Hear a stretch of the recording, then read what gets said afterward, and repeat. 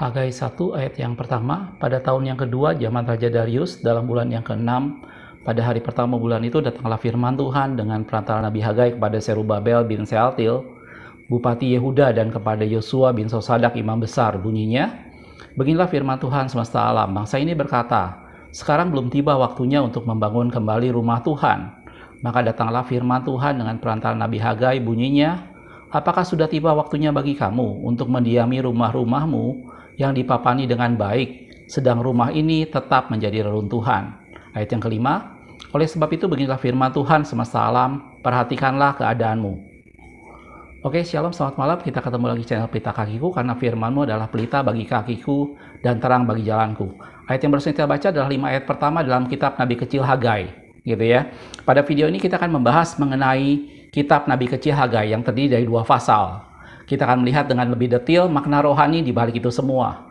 Tetapi sebelum kita bicara lebih jauh mengenai isi dari kitab Nabi Hagai sendiri, saya ingin jelaskan latar belakangnya sedikit, gitu ya.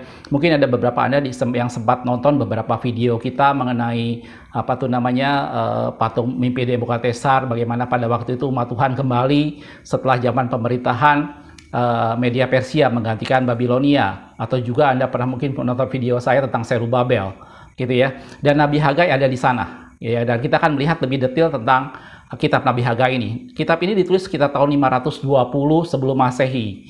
Dan kita tahu bahwa isi utama dari kitab Nabi Hagai di sini adalah bagaimana Nabi Tuhan, yaitu Hagai, dipakai Tuhan untuk meneguhkan, untuk memotivasi, untuk menguatkan Zerubabel bin Sealtiel, dan dibantu dengan imam besar waktu itu yaitu Yosua bin Sosadak untuk membangun kembali rumah Tuhan yang pada waktu itu sempat tertunda, gitu ya. Nah, sebelumnya saya akan jelaskan lebih detail untuk mengingatkan kita kembali. Dan satu hal lagi, saudaraku, bahwa pembacaan kitab Hagai itu tidak boleh lepas dengan pembacaan dari kitab Esra, gitu ya. Jadi kitab Hagai ini menceritakan tentang pesan Tuhan yang Tuhan sampaikan melalui Nabi Hagai, sementara kitab Esra, khususnya dari Esra pasal pertama sampai dengan Esra pasal yang ke-5 atau ke-6, itu adalah realisasinya. Jadi nanti saya akan bolak-balik antara kitab Hagai dan kitab Esra, gitu ya. Jadi kalau Anda yang lagi ada di rumah nonton video ini, siapkan Alkitab Anda atau catatan Anda, dan kita akan bolak-balik dari kitab Nabi Hagai ke kitab Esra, gitu ya. Dan tadi saya dijelaskan bahwa ini latar belakangnya ada sekitar tahun 520 sebelum Masehi, di mana pada waktu itu setelah umat Tuhan kembali dari Babilonia, setelah Babilonia runtuh, dihancurkan oleh Media Persia, dan Raja Babilonia waktu itu adalah Kores, mengizinkan umat Tuhan kembali. Dan waktu itu angkatan yang pertama dipimpin oleh Zerubabel bertugas membangun kembali rumah Tuhan, gitu ya. Tetapi kemudian pembangunan itu banyak mendapat hambatan. Kalau kita lihat sekarang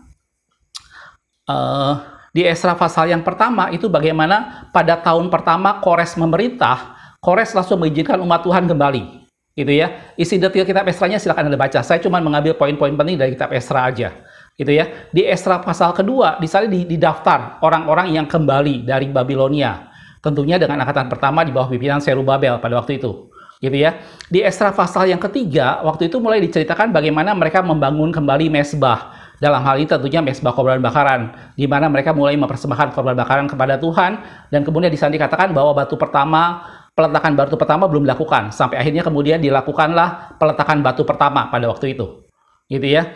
Nah, di Esra pasal yang keempat mulailah di sini muncul cerita hambatan dan tantangan yang membuat pembangunan tertunda, gitu ya. Saya ambil satu ayat dalam Esra 4 ayat 4 sampai 5, dikatakan seperti ini. Maka penduduk negeri itu melemahkan semangat orang-orang Yehuda dan membuat mereka takut membangun. Bahkan selama zaman Kores, Raja Negeri Persia, sampai dengan zaman pemerintahan Darius, Raja Negeri Persia, mereka menyogok para penasehat untuk melawan orang-orang Yehuda itu dan mengagalkan rancangan mereka. Jadi setelah Kores kemudian mereka berusaha terus untuk menggagalkan rencana pembangunan tadi. Dan kemudian kita tahu ceritanya, kalau Anda nonton video kita tentang patung Raja Nebukadnezar, maka kemudian raja berikutnya adalah Ahasiweros, gitu ya. Itu ada juga dalam pasal Esra tadi, pasal yang keempat di ayat yang ke-6. Bagaimana waktu itu mereka meminta Raja Ahasiweros untuk menghentikan pembangunannya. Dan kemudian raja berikutnya adalah Raja Artasastra, di mana mereka mengirim surat pada waktu itu. Ada di Esra pasal 4 ayat yang ke-7. Sampai akhirnya Raja Artasastra memutuskan pembangunan dihentikan, gitu ya. Di Esra 4 ayat 24 dikatakan, pada waktu itu terhentilah pekerjaan pembangunan rumah Allah yang di Yerusalem dan tetap berhenti sampai tahun ketiga zaman pemerintahan Darius, Raja Negeri Persia. Jadi selama kurang lebih 16 tahun dari mulai Kores sampai dengan Raja Darius tahun kedua pembangunan berhenti. Gitu ya. Dan tadi di ayat yang pertama kita ambil di kitab Hagai dikatakan pada tahun yang kedua zaman Raja Darius datanglah firman Tuhan pada Hagai.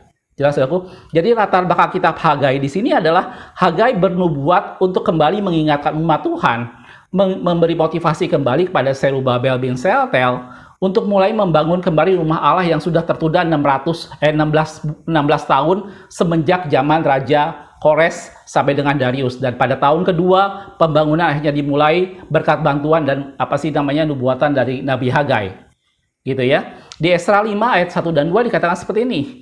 Tetapi Nabi Hagai dan Sakaria bin Ido, kedua nabi itu bernubuat terhadap orang-orang Yahudi yang tinggal di Yehuda dan di Yerusalem dalam nama Tuhan Allah Israel yang menyertai mereka.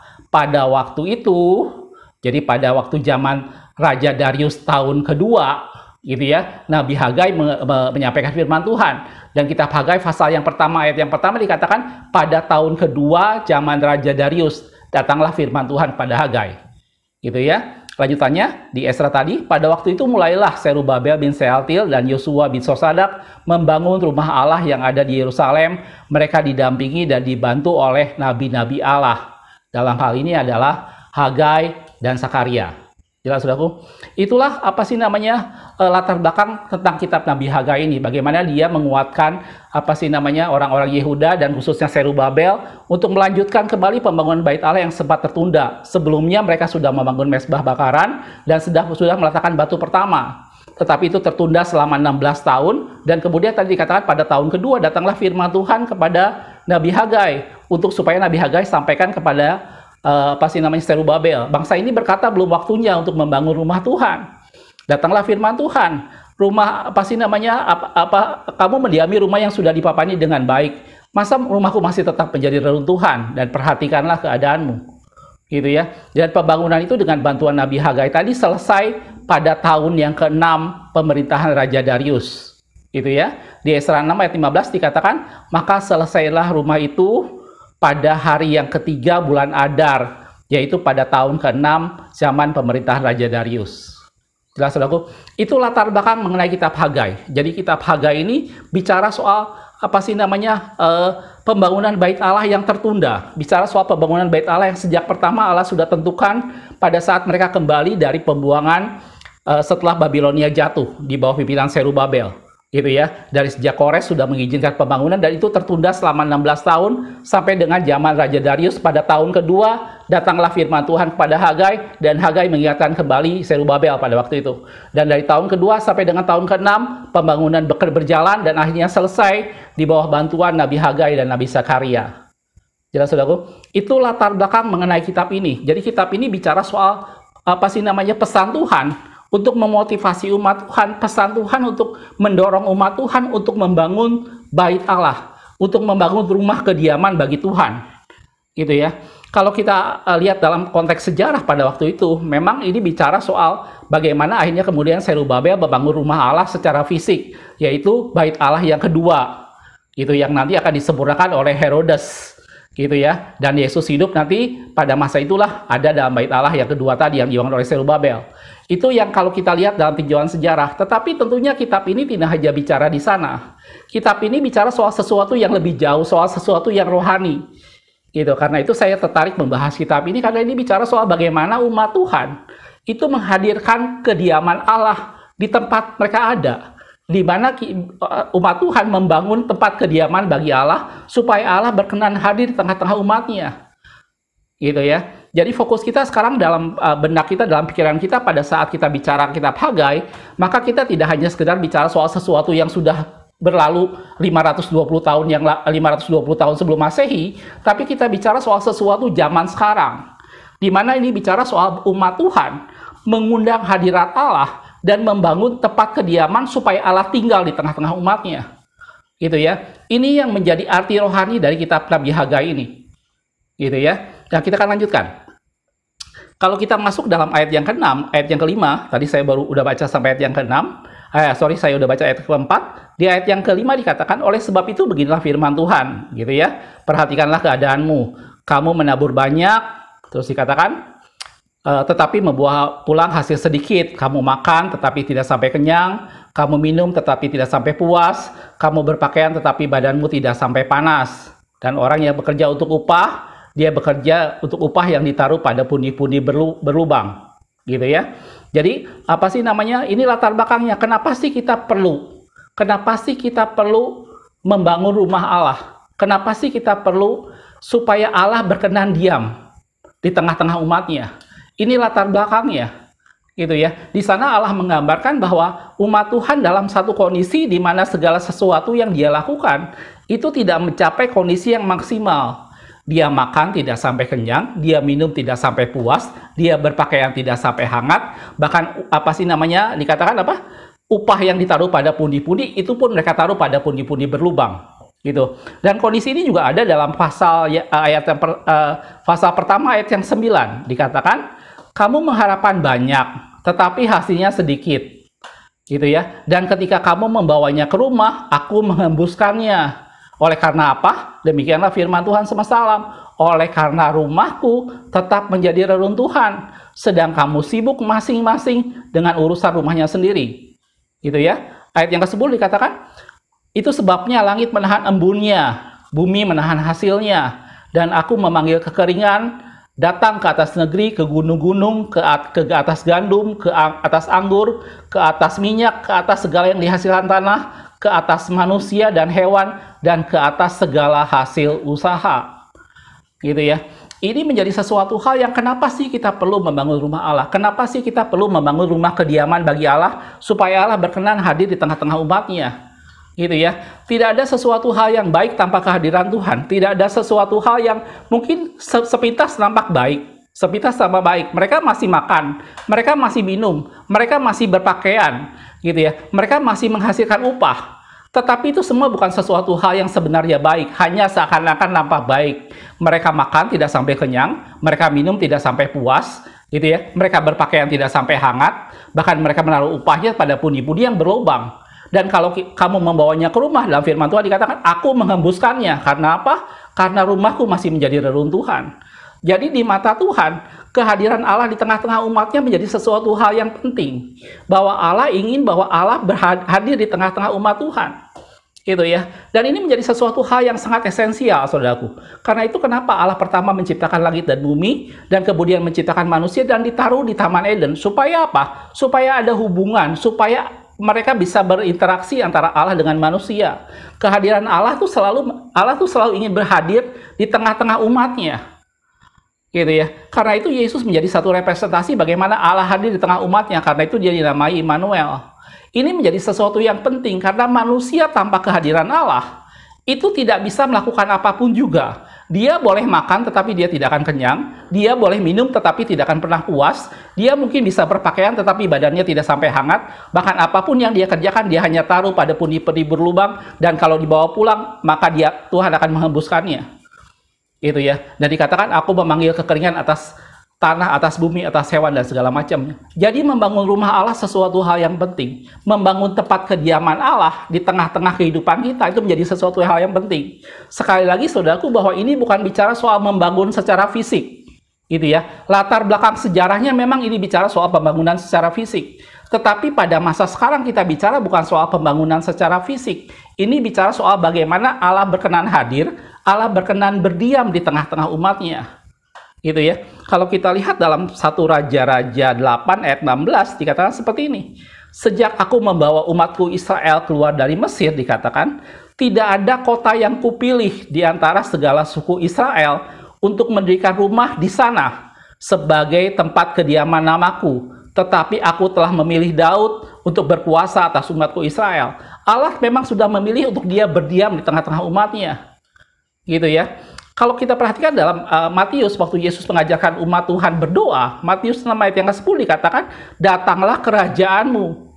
Itu gambaran bagaimana kita mengundang kehadiran Allah di bumi. Jadilah kehendakmu di bumi seperti di surga. Yesus mengajarkan dalam doa kita mengundang kehadiran Allah. Yesus mengajarkan bahwa pada saat kita berdoa, kita meminta Allah hadir di tengah-tengah umatnya. Datanglah kerajaanmu, jadilah kehendakmu di surga seperti di bumi. Gitu ya. Jadi Allah selalu berusaha untuk menghampiri manusia. Allah selalu berusaha untuk mendekat kepada manusia dengan segala yang dia lakukan. Gitu ya. Dan pengendapannya adalah dengan kelahiran Yesus datang menjadi manusia, itu adalah bentuk bagaimana Allah memanifestasikan dirinya dan hadir di tengah-tengah umat Tuhan. Kenapa? Karena kalau Allah hadir tidak ada di tengah-tengah umat Tuhan, maka umat Tuhan akan makan dan tidak pernah kenyang, mereka minum dan tidak akan pernah puas. Gitu ya. Tanpa kehadiran Tuhan, kehidupan kita sepertinya baik-baik saja, tetapi sebenarnya tidak. Karena manusia diciptakan untuk ada di tengah-tengah umat Tuhan. Manusia diciptakan untuk ada dalam hadirat Tuhan. Gitu ya. Dalam Yohanes 15 ayat yang kelima dikatakan, akulah pokok anggur dan kamulah ranting-rantingnya. Barang siapa tinggal di dalam aku dan aku di dalam dia, ia berbuah banyak. Sebab di luar aku, kamu tidak dapat berbuat apa-apa. Jelas saudaraku bahwa kita semua perlu kehadiran Tuhan di rumah kita. Kita semua perlu kehadiran Tuhan di tengah segala kehidupan kita. Dan kita harus membuat rumah bagi Tuhan supaya Allah berkenan diam. Jelas saudaraku, mungkin Anda ingat yang pernah ilustrasi yang saya ceritakan bahwa pada saat Allah menciptakan ikan, dia berkata kepada air, pada saat Allah menciptakan tumbuhan, dia berkata kepada tanah, tetapi pada saat Allah menciptakan manusia, dia berkata, baiklah kita. Gitu loh. Karena itulah tempat hidupnya manusia. Jelas saudaraku. Jadi inilah pertama tentang bicara soal kitab Nabi Hagai. Ini bicara soal kenapa kita perlu membangun rumah Tuhan.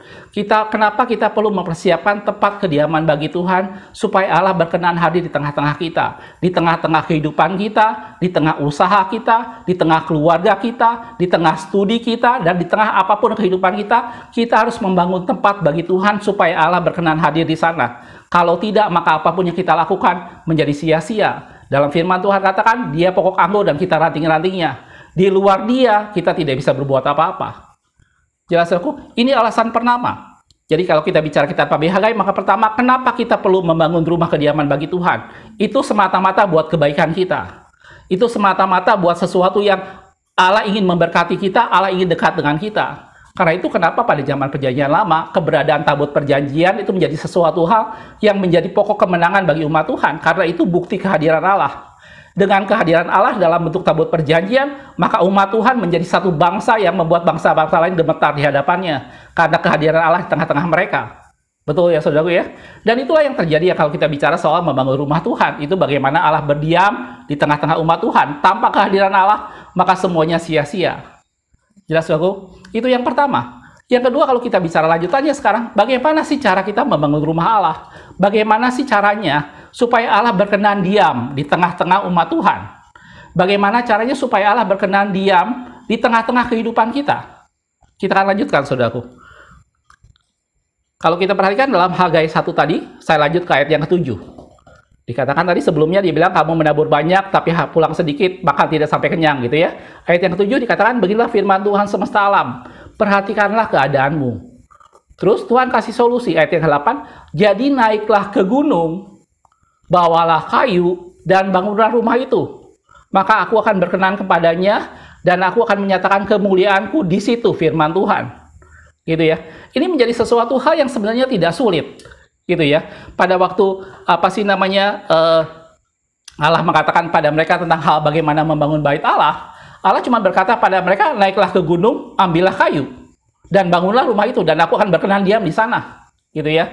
Ini bicara soal sesuatu hal yang kalau kita perhatikan, saya akan bandingkan lagi dengan kitab Esra, saudaraku. Kalau kita bandingkan pada saat mereka kembali dan pertama kali sebelum mereka tertahan dan tertunda, mereka tadi saya sudah bilang sempat membangun mezbah korban bakaran dan sempat meletakkan batu pertama. Apa yang mereka lakukan pada waktu itu? Mereka naik ke gunung, mereka menyuruh orang Tirus dan Sidon untuk naik ke atas gunung Libanon dan mengambil kayu aras di sana. Gitu ya. Kita lihat ayatnya saudaraku. Itu di dalam Esra 3 ayat yang 7. Dikatakan seperti ini. Lalu mereka memberikan uang kepada tukang batu dan tukang kayu.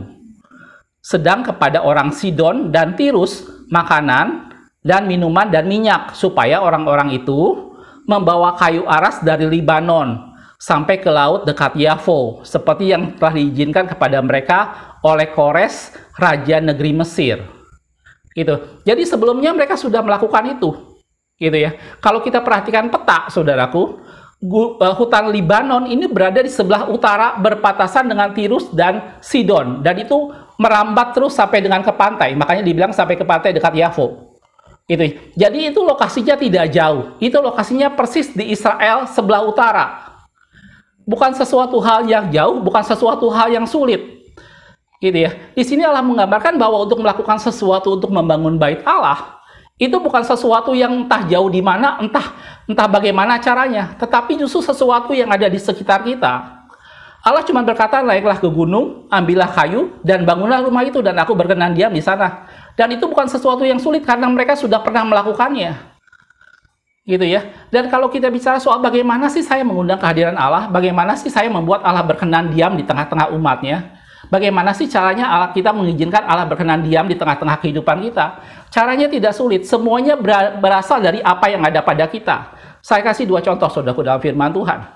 Ingat pada waktu Musa membangun kemah suci di padang gurun, gitu ya. Kemah suci yang pertama itu tabernakal di padang gurun. Saya pernah buat videonya mengenai kemah suci ya, kemah pertemuan, gitu ya. Di sana ada ukuran-ukurannya, ada bahan-bahannya. Pernahkah Anda bayangkan dari mana mereka mendapatkan emas, dari mana mendapatkan perak sementara mereka ada di padang gurun?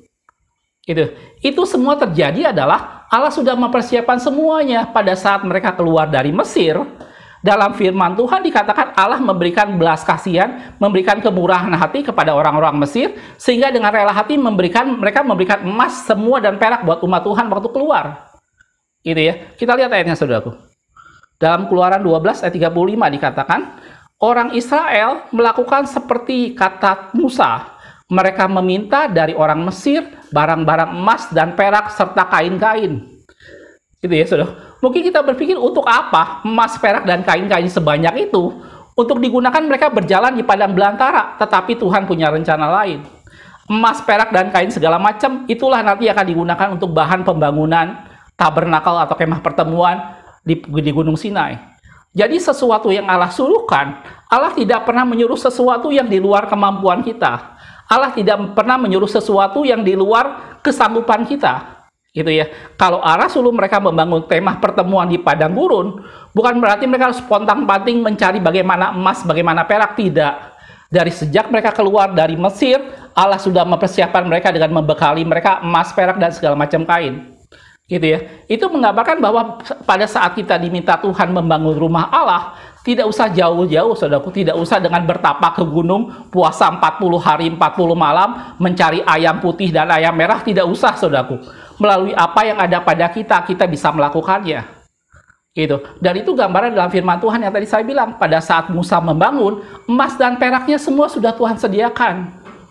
Gitu ya. Jadi walaupun mereka berada di padang gurun, mereka bisa membangunnya. Bahkan dalam firman Tuhan dikatakan Allah memberikan kebijaksanaan kepada orang-orang terampil yang waktu itu mengerjakan pembangunan kemah pertemuan. Ada yang mengerjakan bagian tenunnya, dan ada yang mengerjakan bagian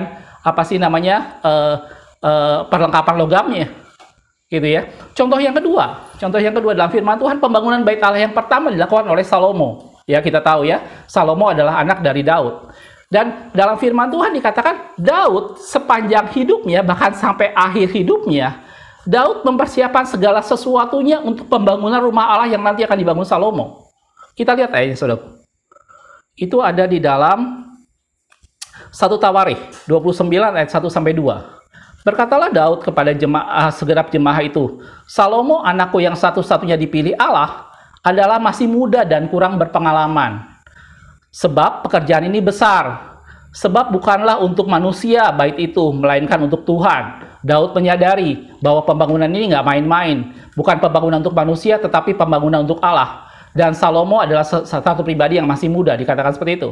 Lanjutannya, dengan segenap kemampuan aku telah mengadakan persediaan untuk rumah Allahku, yakni besi, yakni emas untuk barang-barang emas, perak untuk barang-barang perak, tembaga untuk barang-barang tembaga, besi untuk barang-barang besi, dan kayu untuk barang-barang kayu, batu permata syoham, dan permata tatahan, batu hitam dan batu permata yang berwarna-warna, segala macam batu mahal-mahal, bahkan sangat banyak pualam. Jelas ya, Bu? Jadi itu menjadi sesuatu bahwa pada saat Salomo membangun, semuanya sudah dipersiapkan lebih dahulu oleh Daud. Yang menggambarkan bahwa apa yang Salomo bangun, itu semuanya sudah disediakan Tuhan. Jelas ya, Bu? Dan tadi waktu di kitab Hagai, bagaimana cara mereka membangunnya? Mudah. Naiklah ke gunung, ambillah batu, ambillah kayu, dan bangunlah rumah itu, dan Tuhan berkenan diam di sana. Gitu ya. Membangun kehadiran Allah, membangun tempat di mana Allah berkenan hadir dalam kehidupan kita, bukan dengan sesuatu yang sulit, saudaraku. Mari kita membangunnya dengan apa yang ada pada kita. Dengan segala sesuatu yang ada pada kita, kita bisa mengundang kehadiran Allah, dan Allah berkenan hadir di sana. Gitu ya. Seperti tadi, umat Tuhan bisa membangun di padang gurun karena semuanya Allah sudah persiapan. Salomo bisa membangun karena semuanya Daud sudah persiapan. Jelas, saudaraku? Dan begitu juga dengan pembangunan yang dilakukan oleh Zerubabel tadi. Mereka tinggal naik ke gunung, dan itu gunung Libanon itu terkenal dengan kayu aras yang sangat kuat. Gitu. Dan itu yang membuat mereka bisa membangunnya. Jadi yang pertama, kenapa kita perlu mengundang kehadiran Allah? Kenapa kita perlu membangun tempat kediaman bagi Allah? Karena tanpa kehadiran Allah di tengah-tengah umatnya, segala sesuatu dalam kehidupan kita menjadi sia-sia. Kita tidak ada apa-apanya tanpa Allah. Gitu ya. Karena itu kita perlu mengundang Allah di tengah-tengah kehidupan kita. Kita perlu membangun tempat kediaman bagi Allah. Yang kedua, bagaimana cara membangunnya? Cukup naik ke gunung, ambil kayu, dan bangunlah rumah itu. Bangunlah rumah kediaman Allah dengan apa yang ada pada kita. Bangunlah rumah kediaman Allah dengan segala sesuatu yang kita miliki. Gitu ya. Itu caranya. Gitu ya. Dan yang ketiga, dalam firman Tuhan sekarang ada persyaratannya. Gitu ya. Tidak sembarangan kita bisa bangun, betul. Dengan semua yang ada pada kita, dengan apapun yang ada pada kita, kita bisa bangun bait Allah. Kita bisa mengundang kehadiran Allah di tengah-tengah umat kita, di tengah-tengah rumah kita, di tengah-tengah usaha kita, di tengah-tengah bisnis kita. Gitu ya. Tidak usah mencari cara macam-macam, dengan cara yang ada pada kita, dengan sejauh yang kita mengerti, kita bisa membangun rumah kediaman bagi Allah. Tapi jangan lupa, ada lanjutannya, saudaraku. Ini bicara soal kriteria, bicara soal suatu standar tertentu tentang pembangunan bait Allah. Ini menarik, saudaraku. Kita akan lihat sebentar. Itu di dalam Hagai pasal yang kedua. Gitu ya.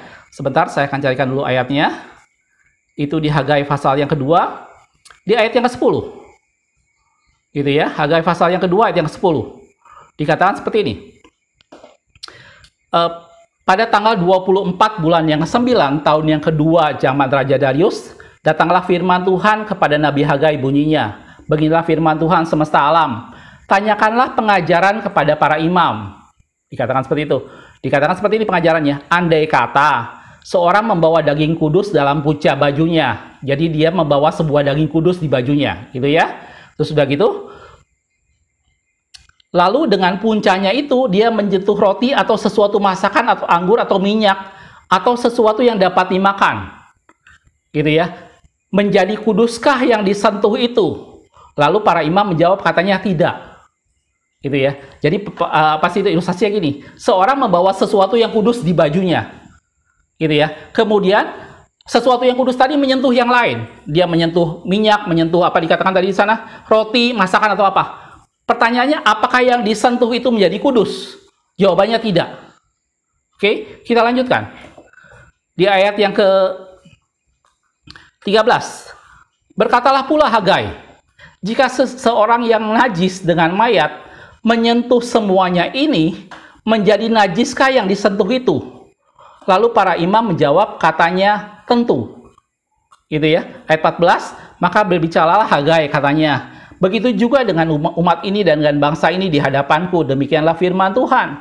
Dan dengan segala yang dibuat tangan mereka dan yang dipersembahkan mereka di sana adalah najis. Gitu ya. Jadi ilustrasinya gini, saudaraku. Kalau ini ada sesuatu, saya anggaplah ini barang ini kudus. Ya, di tangan saya ini ada satu barang yang kudus, gitu ya. Kalau barang yang kudus ini menyentuh barang yang lain, anggaplah laptop saya. Misalnya dia menyentuh, apakah laptop ini menjadi kudus? Jawabannya tidak. Gitu ya. Itu yang pertama. Yang kedua sekarang, kalau ini najis, karena sesuatu yang najis, terus dia menyentuh barang yang lain, apakah barang ini ikut najis? Jawabannya tentu. Ngerti ya, saudaraku ya? Nangkep maksud saya ya? Kalau ini kudus, menyentuh yang lain, apakah yang lain ikut kudus? Tidak. Tapi kalau yang ini najis, menyentuh sesuatu yang lain, apakah yang lain ikut najis? Tentu jawabannya. Jelas aku. Dan ini menjadi satu gambaran yang unik dalam firman Tuhan tentang hal kekudusan dan kenajisan. Itu ya. Kekudusan tidak bisa kita bagi dengan orang lain. Saya pernah bahas satu video khusus tentang kekudusan, bagaimana kekudusan itu menjadi sesuatu yang hanya ada pada Allah.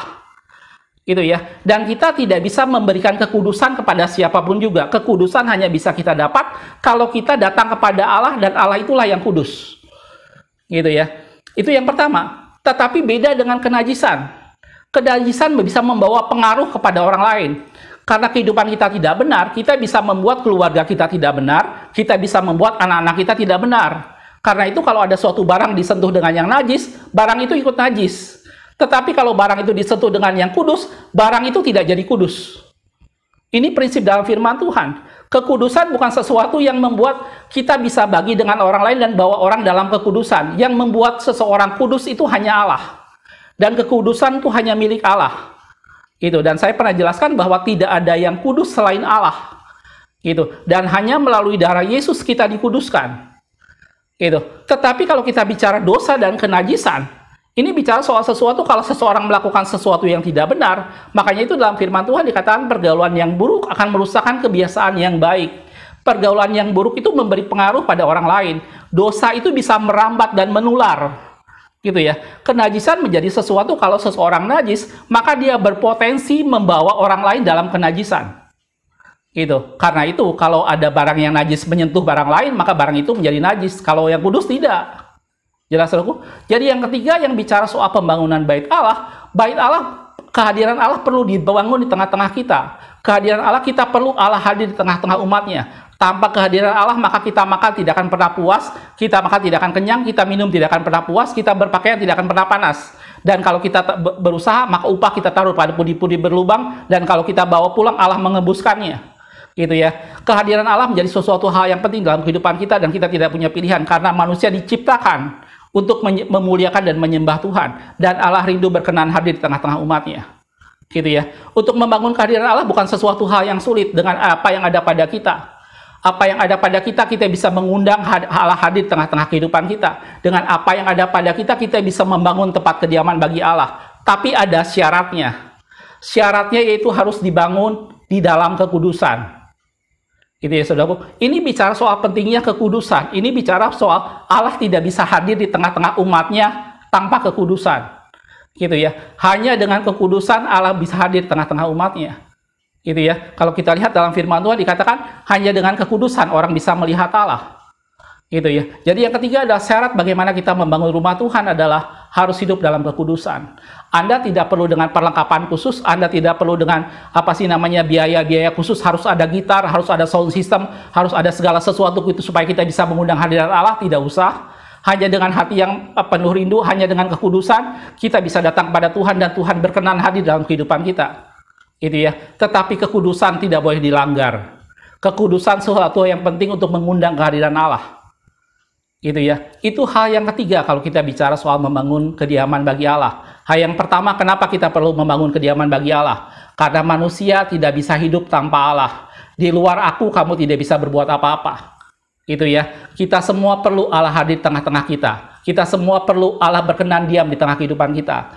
Yang kedua, untuk membangun kediaman bagi Allah bukan sesuatu hal yang sulit. Cukup naik ke gunung, ambil kayu dari sana, dan bangunlah rumah itu, dan aku berkenan diam di sana. Gitu ya. Dengan apa yang ada pada kita, Allah bisa berkenan hadir. Dengan kesederhanaan rumah Anda, dengan kesederhanaan segala sesuatu yang kita miliki, kita bisa mengundang hadirat Allah dan Allah berkenan diam di sana. Tetapi ada satu yang tidak boleh dilanggar, yaitu Allah hanya bisa diam di dalam kekudusan. Gitu ya. Tanpa kekudusan, Allah tidak bisa berkenan diam di sana. Gitu ya. Dan ini menjadi satu pelajaran yang unik yang tadi dalam firman Tuhan, Hagai mengajarkan bahwa coba tanyakan pengajaran pada para imam. Kalau ada yang kudus menyentuh yang lain, apakah yang lain menjadi kudus? Tidak. Tapi kalau ada sesuatu yang najis menyentuh barang yang lain, apakah barang itu menjadi najis? Tentu jawabannya. Jelas. Jadi kekudusan menjadi sesuatu yang penting. Tidak boleh ada kenajisan, tidak boleh ada dosa di sana. Karena dosa menjadi sesuatu hal yang menular, yang memberi dampak pada banyak orang. Dan itu membuat Allah tidak bisa berkenan hadir di sana. Jelas saudaraku. Nah ini semua latar belakang, ini semua isi dari kitab Hagai ini. Bagaimana umat Tuhan diajak membangun rumah Allah. Bagaimana umat Tuhan diajak mendirikan supaya Allah berkenan diam di sana. Sekali lagi tadi saya sudah bilang, kitab ini ditulis untuk memberikan gambaran pembangunan rumah Allah secara fisik pada zaman itu. Supaya Zerubabel membangun rumah bagi Tuhan sebagai bait Allah yang kedua. Tetapi tentunya ini lebih dari sekedar itu, bicara soal bagaimana kita membangun rumah kediaman bagi Allah dalam perkara rohani, di tempat rumah kita masing-masing, dalam rumah tangga kita, dalam usaha kita, dalam studi kita, dalam cita-cita kita dan rencana kita, bagaimana kita mengundang supaya Allah hadir di sana dan Allah berkenan diam di sana. Gitu ya. Dan inilah yang dimaksud dalam kitab Nabi Hagai tadi. Ceritanya tidak sampai di sana, saudaraku, karena kemudian Allah berbicara mengenai apa sih berkat yang kita dapat kalau kita membangun bait Allah, gitu ya. Kita akan lihat dalam Hagai 2, masih dalam Hagai 2, karena ini cuma 2 pasal, saudaraku. Hagai 2 ayat yang ke-6. Hagai 2 ayat yang ke-15, mungkin kita dari sana ya, ayat 15. Maka sekarang perhatikanlah, mulai dari ini dan selanjutnya, dia bilang, sebelum ditaruh orang batu demi batu untuk pembangunan bait Tuhan, dia bilang, kalau orang belum taruh batu nih, belum bangun bait Allah, perhatikan keadaanmu. Lanjutannya dalam ayat yang ke-16, bagaimana keadaanmu? Dia berkata, ketika orang pergi melihat suatu timbunan gandum yang seharusnya sebanyak 20 gantang, harusnya timbunan gandum itu 20 gantang. Hanya ada 10. Sebelum dia meletakkan batu untuk pembangunan rumah Allah, maka timbunan gandum yang harusnya 20 gantang hanya ada 10. Sesuatu yang tidak baik. Dan ketika orang pergi ke pemerasan anggur untuk mencedok 50 takar, hanya ada 20. Ini semua kondisi kalau dia tidak membangun. Ini semua kondisi kalau batu tidak diletakkan untuk pembangunan bait Allah, gitu ya. 20 jadi hanya 10, 50 juga jadi hanya 20, gitu ya. Lanjutannya kita baca sampai dengan ayat yang ke-19. Ayat yang ke-17 dikatakan, aku memukul kamu dengan hama dan penyakit gandum, dan segala yang dibuat tanganmu dengan hujan batu. Wow. Namun kamu tidak berbalik kepadaku, demikianlah firman Tuhan. Lanjutannya ayat 18, perhatikanlah mulai dari hari ini dan seterusnya. Mulai dari hari yang 24 bulan ke-9, mulai dari hari diletakkannya dasar bait Tuhan, perhatikanlah. Lanjutannya, apakah benih masih tinggal tersimpan dalam lumbung? Apakah pohon anggur dan pohon ara, pohon delima dan pohon zaitun belum berbuah? Lanjutannya, mulai dari hari ini, mulai dari kita meletakkan batu untuk pembangunan rumah Allah, dikatakan, mulai dari hari ini, aku akan memberi berkat. Berkat Tuhan datang bukan dari usaha kita. Berkat Tuhan datang dari kehadiran Tuhan di tengah-tengah kita. Firman Tuhan katakan berkat daripada Tuhanlah yang menjadikan kita kaya. Usaha dan jerih payah tidak akan menambahinya. Tadi barusan kita udah baca bagaimana kalau dia melihat gandum dikatakan 20 gantang, yang ada cuma 10. Kalau anggur dicedok 50, dikatakan 50 takar, yang ada cuma 20. Aku memukul hama penyakit gandum dan membuat tanganmu dihujani dengan hujan batu. Tapi perhatikan, kata Tuhan, gitu ya. Perhatikan mulai dari hari di mana kamu meletakkan batu untuk bait Allah, mulai perhatikan, kata Tuhan. Dikatakan, apakah benih masih ada dalam lumbung? Dikatakan, apakah pohon anggur dan pohon delima belum berbuah? Mulai dari hari ini, aku akan memberi berkat. Gitu. Dan ini suatu yang luar biasa, saudaraku. Allah memberikan berkat, menjanjikan berkat apabila kita mengundang kehadiran Allah dalam kehidupan kita, apabila Allah berkenan diam. Gitu ya. Ini bertentangan dengan kondisi pertama pada waktu mereka tidak mau membangun bait Allah. Mereka berkata, belum waktunya kita membangun bait Allah. Rumahmu kamu papani dengan baik, sedangkan rumahku masih menjadi reruntuhan, kata firman Tuhan. Perhatikan keadaanmu, kamu makan tetapi tidak sampai kenyang, kamu minum tetapi tidak sampai puas, kamu berpakaian tetapi tidak sampai panas. Gitu ya. Dan dalam firman Tuhan tadi kan, perhatikan keadaanmu, pada hari kamu meletakkan batu untuk pembangunan bait Allah, maka aku akan memberi berkat di sana. Semua keadaanmu akan berubah, kata Tuhan, apabila kita meletakkan batu dan mulai membangun bait Allah. Gitu ya, saudaraku. Dan ini bisa soal berkat apabila kita mengundang kehadiran Allah. Anda ingat cerita waktu tabut perjanjian ada di rumah Obed-Edom? Saya yakin itu cerita yang sangat familiar, yang sangat populer. Bagaimana pada waktu tabut perjanjian hendak dipindahkan Daud ke Yerusalem, gitu ya, dan sempat singgah di rumah Obed-Edom. Dan dalam firman Tuhan dikatakan Allah memberkati Obed-Edom. Gitu ya. Kenapa Allah memberkati Obed-Edom? Karena di sana ada tabut perjanjian. Karena di rumah itu ada kehadiran Allah. Gitu ya. Kehadiran Allah membawa berkat. Dalam firman Tuhan katakan, apa sih namanya, di mana Allah hadir, di sana Tuhan mencurahkan berkatnya. Gitu ya. Dan itulah menjadi satu gambaran dalam firman Tuhan tentang inilah berkat yang kita terima pada saat kita membangun rumah kediaman bagi Tuhan. Gitu ya. Kalau Anda perhatikan dalam firman Tuhan dalam perjanjian baru, kehadiran Allah dalam bentuk kehadiran Yesus di tengah-tengah umatnya tidak pernah lepas dari mujizat, berkat, dan segala pengajaran yang Yesus sampaikan. Dan itu menjadi sesuatu hal berkat yang kita terima. Gitu ya. Firman Tuhan itu adalah kehidupan bagi umat Tuhan, dan di mana ada Allah, di mana Yesus hadir di sana, dia mengadakan mujizat, dia mengadakan kesembuhan, dia memberikan pengajaran, dan itu adalah semua berkat yang memberikan pada kehidupan. Gitu ya. Jadi mari kita bangun rumah Tuhan, tidak usah sungkan-sungkan. Mari kita bangun rumah Tuhan, mari kita bangun tempat kediaman bagi Tuhan. Tanpa tempat kediaman bagi Tuhan, maka semua yang kita lakukan tidak akan maksimal. Saya ingat dulu saya pernah melihat sebuah slogan, apa sih namanya, toko yang menjual kasur, saudaraku ya. Jadi ini apa sih namanya, kebutuhan terbesit, saya ingat aja. Waktu itu slogannya lucu, waktu saya baca itu slogannya seperti ini. Dia bilang, kita tidak menjual kasur, we are not selling good mattress, but we are sell a good night sleep. Gitu ya. Kita tidak menjual kasur, tetapi kita menjual tidur yang nyenyak. Gitu ya. Dan saya cukup terkesan dengan logo seperti itu, gitu ya. Semua yang ada pada kita bisa kita beli, bisa kita miliki. Tetapi apakah ketenangan, atau apakah damai sejahtera, apakah sukacita bisa kita dapatkan dari semuanya?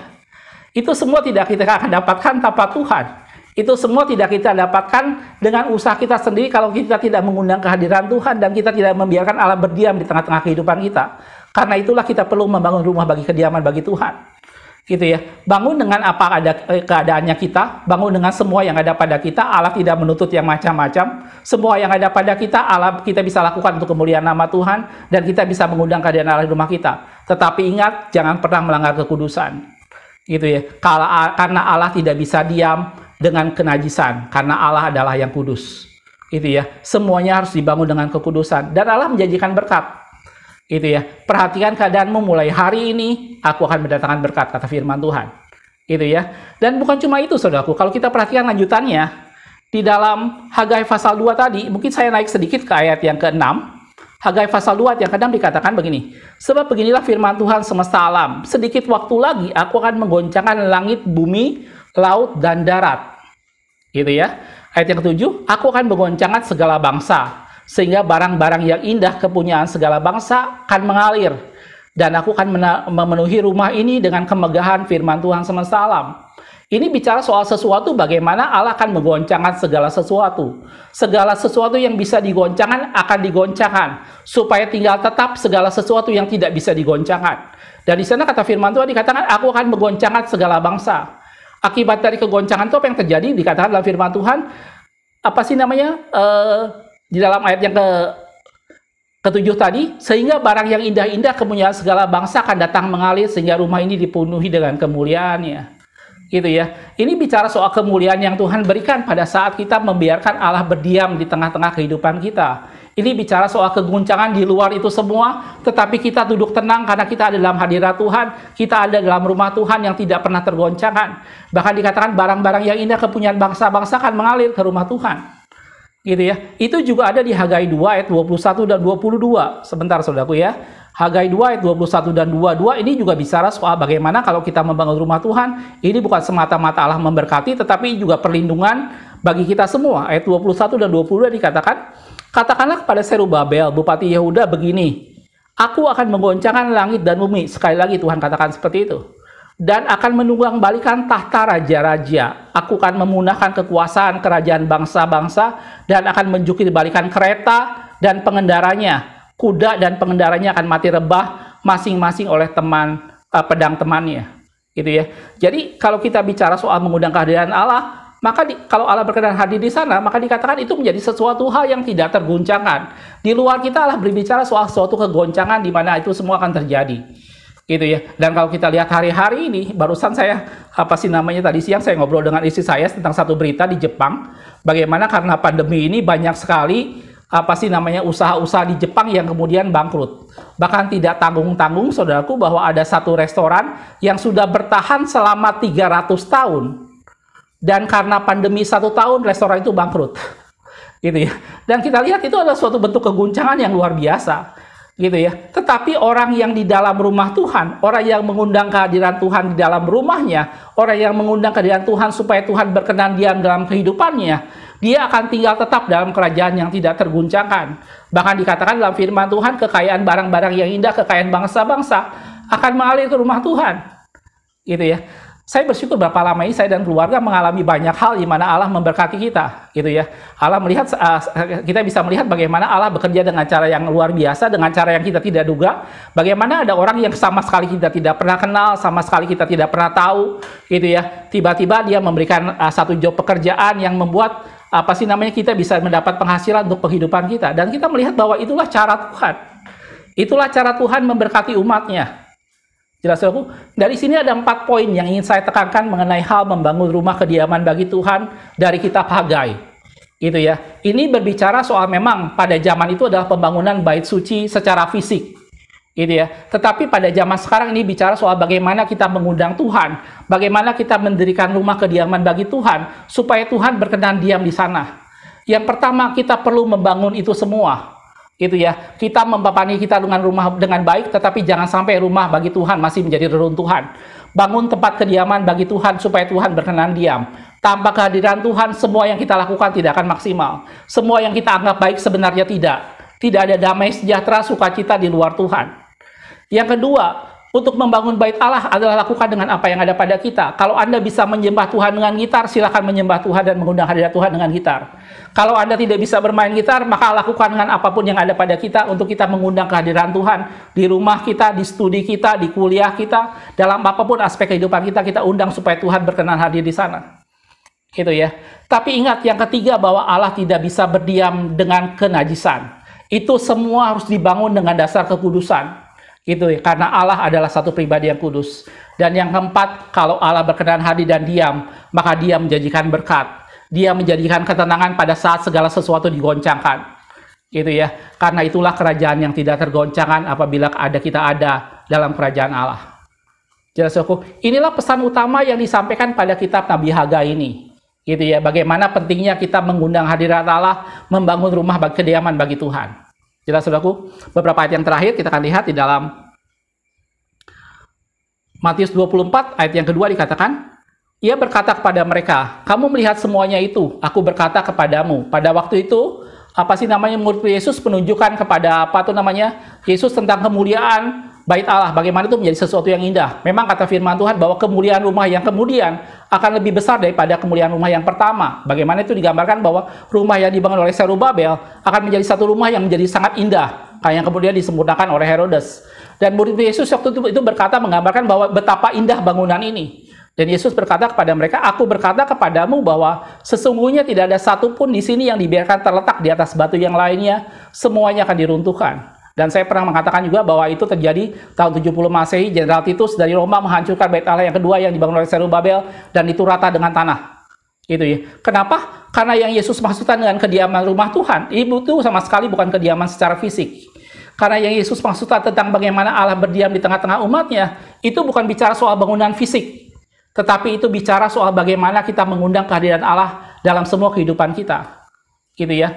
Dalam Yohanes 4 ayat 23 dikatakan, tetapi saatnya akan datang dan sudah tiba sekarang bahwa penyembah-penyembah yang benar akan menyembah Bapa dalam roh dan kebenaran. Karena Bapa menghendaki penyembah-penyembah yang demikian. Dikatakan sebelumnya, kamu tidak akan menyembah Tuhan lagi di gunung. Kamu tidak akan menyembah Tuhan di Yerusalem. Akan datang masanya bahwa Allah mencari penyembah-penyembah yang benar, yang menyembah dalam roh dan kebenaran, karena Allah menghendaki penyembah-penyembah demikian. Jelas aku. Jadi inilah bagian kita. Kalau kita mau kehidupan kita mengalami sesuatu yang luar biasa dari Tuhan, mari undang kehadiran Allah dalam kehidupan kita. Bangun tempat kediaman bagi Tuhan supaya Tuhan berkenan diam dalam kehidupan kita. Berkenan diam dalam keluarga kita, berkenan diam dalam studi kita, berkenan diam dalam usaha kita. Bangun tempat kediaman bagi Allah. Bukan dengan cara yang sulit, dengan apa yang ada pada kita. Naik ke atas gunung, ambil kayu, dan buatlah rumah bagiku. Dan aku berkenan diam di sana. Dengan apa yang ada pada kita, bangun rumah kediaman bagi Tuhan. Tetapi jangan pernah melanggar kekudusan Tuhan. Allah tidak bisa diam dengan kekudusan, tanpa kekudusan. Karena Allah adalah pribadi yang kudus. gitu ya. Semuanya harus dilakukan dengan kekudusan. Tidak boleh ada dosa di sana, tidak boleh ada kebencian di sana, tidak boleh ada caci maki di sana, tidak boleh ada pikiran-pikiran yang kotor di sana. Semuanya dilakukan dengan kekudusan, dan Allah berkenan diam di sana. Dan kalau Allah berkenan diam, maka Dia menjanjikan berkat, Dia menjanjikan sukacita, Dia menjanjikan perlindungan, dan pada saat segala sesuatu digoncangkan, maka kita akan tinggal tetap di sana, dan kita akan ada aman di bawah kaki Tuhan.